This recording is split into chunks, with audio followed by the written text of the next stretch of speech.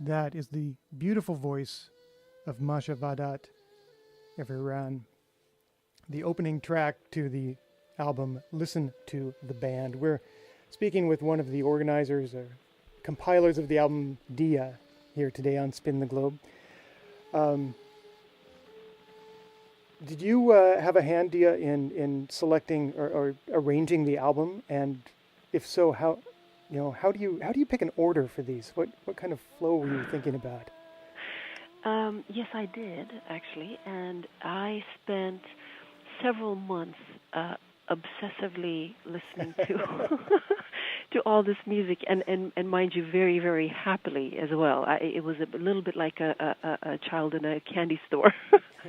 Yeah. In terms of actually creating the running order of all the songs, it was very important for me to ensure that the listening experience was varied and dynamic and took us on the up and down journey, the very emotional journey, and reflecting it somehow through even the order. And I think that's why it was important when I was going through many of the songs of the different artists, and picking some of them was actually about trying to sew an entire listening experience together rather than just individual songs that only speak for themselves. So I don't know if that makes sense, but it was important for me for the songs to stand on their own, obviously, which they do, but also for the context of them being friends with each other on the album, for that to work as well. Yeah, more than just a random collection of singles. Yes, Right. yes. Were any of these tracks recorded specifically for the album? No, they were not. Okay. They were all pre-existing recordings. There's still room for another album of those then. Yes, that would be the ideal. I mean, can you imagine getting some of these artists in the same room together or in the same studio together? I mean, I think there's, yes, potential for all kinds of incredible magic. Yeah, I want to be there when that happens. That's I will let you know, definitely. Let's try that, actually. We'll see what we can do. Yes. Yeah. I'm curious if, as you've gone through this project, have you found that there are, because it spans different situations in different countries, different continents, religions, is there any particular common cause that you see for censorship and repression of musicians? I mean, is there something at the root of it that is similar in all these cases? Well, I think the like you're saying, I think there are political reasons, I think there are religious reasons, but I think at the real root, at least in my view, I think it's a matter of control. I think it's a matter of fear of the power and the impact that music has on people. I think it can move people into change. I think it can move people into action, even rebellion and defiance, even. And I think there's a real fear of that. And then also, I think if you look at regimes like the Taliban, for example, you know, the harsh restrictions that they placed on music, which is essentially music should not exist, I think is also a matter of, if you want to break people's spirit, I think you can taking something like music away from them, I think you're making a very big step towards accomplishing breaking somebody down.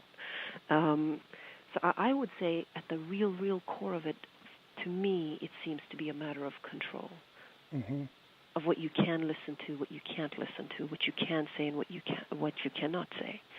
And again, music being as emotional, as direct, and as open as it is, it can speak to anyone. It can move. A song can move you. It can move me. We don't have to understand the language. We don't have to come from the same culture, the same economic background or political affiliations or countries or cultures. We can still be moved by music. And I think music is one of the few expressions that really, truly does that across the board. You don't have to have a degree in order to be moved by music. And I think that direct connection that music is able to make with us, with our core as individuals, I think people fear that. People who want to control, I think, fear that, and so they want to cut that cord. And it seems that music can also be subversive in a way that simple speech isn't. Speech seems more direct, but music can be, entertaining and danceable as well as being politically subversive. Yes, and it can be deeply spiritual. Yes. It can be, it's to me, and of course I would say this because I've done music since I was 7, but to me music is such a profound and deep art form. And to me it does transcend all barriers, which is what makes it quite disturbing to a lot of people. And the fact that it speaks directly to us and moves us, and it moves us in uncontrollable ways too.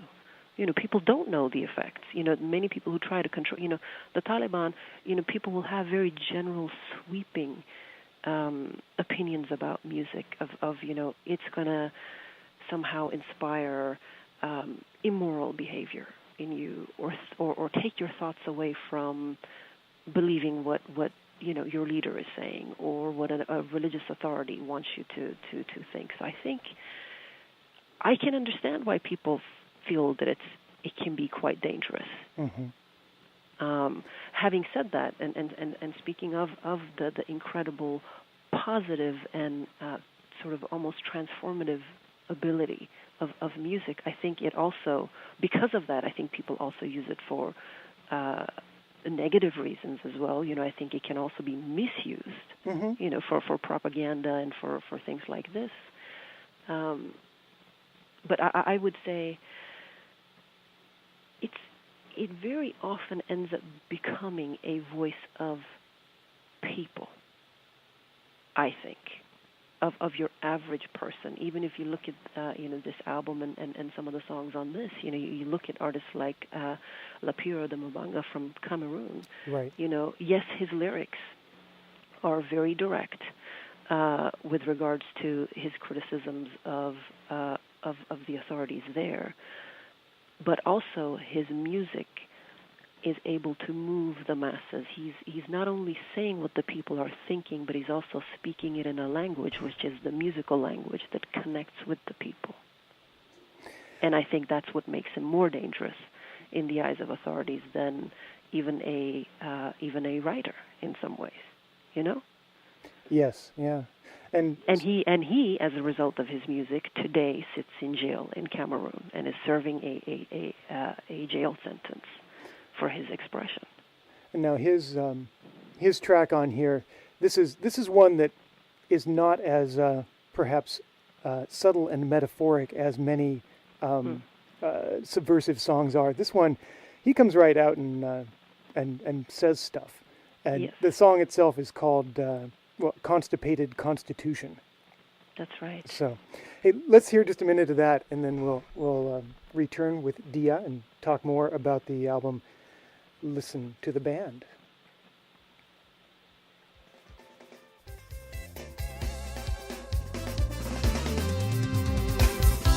Libéré du quartier.